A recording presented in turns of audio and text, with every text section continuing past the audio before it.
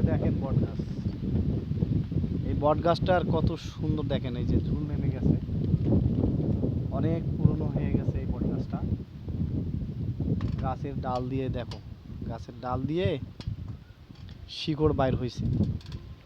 এই জায়গাতে এসে দাঁড়াইলাম, এত সুন্দর বাতাস, ঠান্ডা লাগতেছে, মনে হয় যেখানে ফ্রিজ লাগানো আছে। তো আল্লাহ তাআলা মানুষের জন্য কি করছে,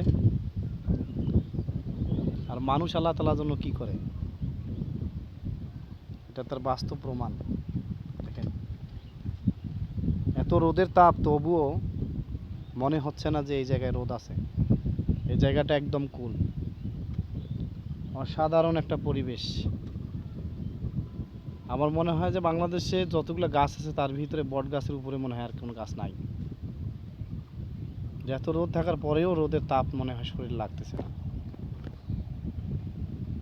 দেখো বন্ধুরা,